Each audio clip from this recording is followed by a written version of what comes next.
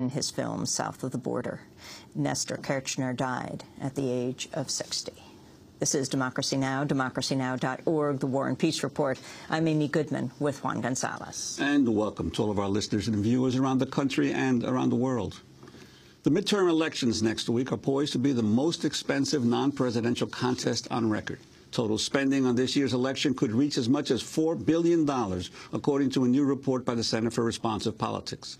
Conservative organizations are spending more than twice as much on advertisements and other communications as are liberal organizations, the report says.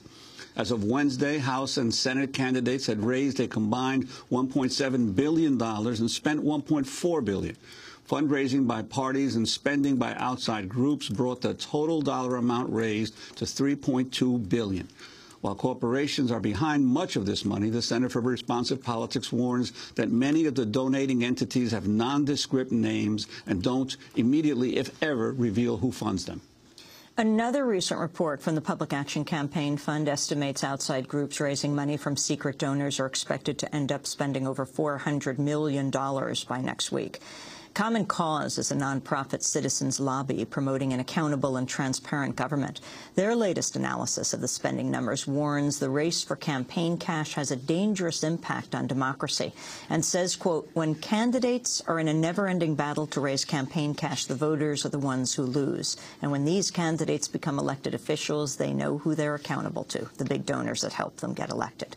Well, for more on the role of money in the midterm elections, we're joined here in New York by the president and CEO of Common Cause, former Pennsylvania Congressman Bob Edgar, who also happens to be a Methodist minister. Welcome to Democracy Now!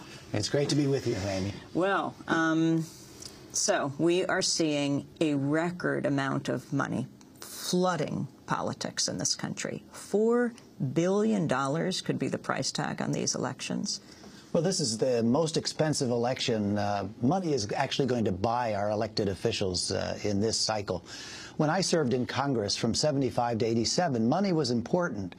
But the special interest groups came in with their talking points first and then came in with the money. Now they come with the money first. And because of the Citizens United Supreme Court decision, where the Supreme Court, on a vote of 5-4, gave corporations and labor unions the ability to dip into their personal corporate treasuries and spend those for and against particular candidates, we've seen an explosion of money into the political system. And one of my concerns is not only the amount of money that's being spent, but the threat of money that can be spent. If I'm the congressman from suburban Philadelphia and I represent Boeing Vertol, and they make Chinook helicopters, they perhaps don't like the way I voted, they can come into my office and without really saying anything, they can just look me in the eye and thank me for being a congressman and be concerned about a vote that I cast on health care or on the banking issues and simply say, we haven't been involved in your campaign, but if you don't change your positions, we have that opportunity now, given Citizens United. I think it's outrageous, the amount of secrecy, the amount of money, the amount of foreign corporations that can invest for or against a particular candidate. I think we're going to see over the course of time, if it's not controlled, if it's not, if we don't find a way to put handles on this, we're going to not only see more explosions of money, but you're going to have a Congress made up of those supporting the energy companies, the healthcare industry, and foreign corporations more than public citizens. Well, the explosion has been not just with these shadow organizations that have cropped up, but also in the direct contributions to the candidates. Congress in 2008, I think, spent about a little bit more than $900 million for their election. Now we're talking about 1.3, 1.4. So you're talking about a 50% increase in just 2 years in terms of the donations that the congressmen directly are receiving. Yeah.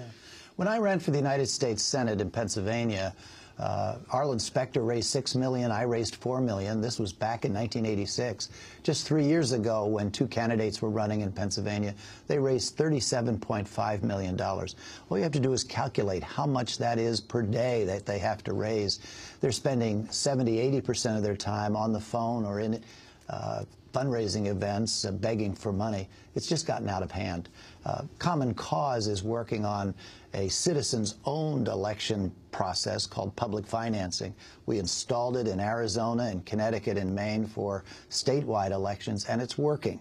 In the 08 election, 74% of the candidates in Connecticut used a voluntary public financing system. 81% of them got elected, took no special interest money. And I think Connecticut is better off because of it. Maine is better off, and Arizona is better off. We hope that that good virus spreads all across the country. What do you think was the impact of President Obama in his race for the presidency, deciding not to go the public finance route of his election in terms of the reform efforts on campaign financing? Well, we think it's a mistake. But we have to remember that the presidential public financing system was broken in 07 and 08.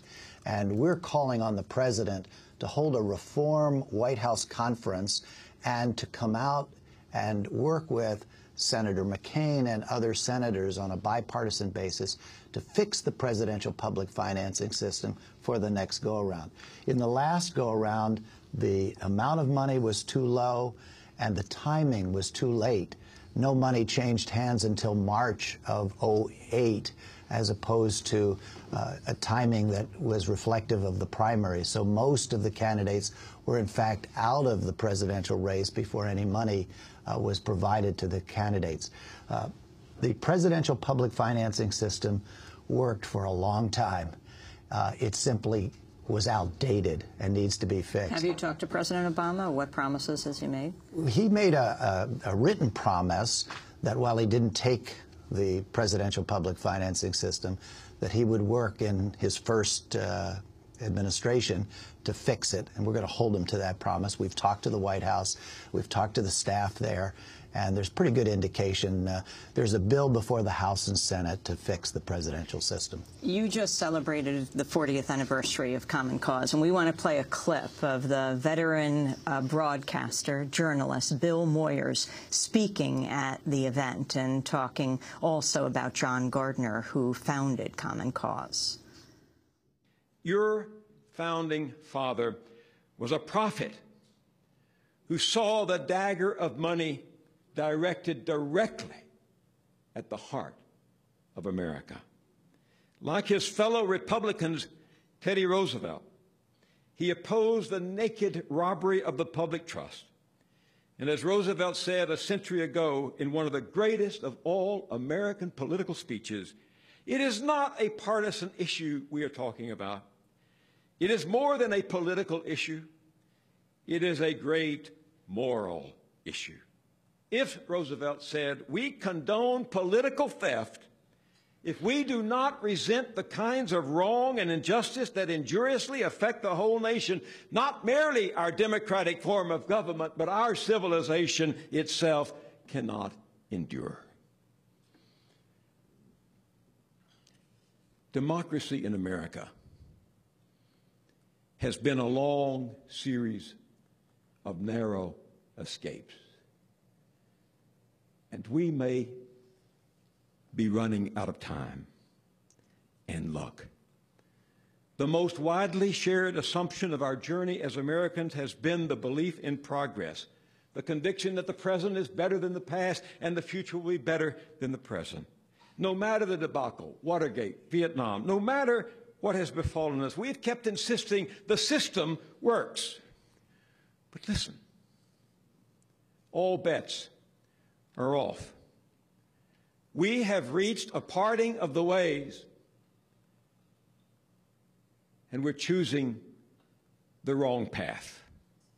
The great American experiment in creating a different future together has come down to the worship of individual cunning in the pursuit of wealth and power, with both of our political parties cravingly subservient to big money. As a journalist, I can tell you what you know.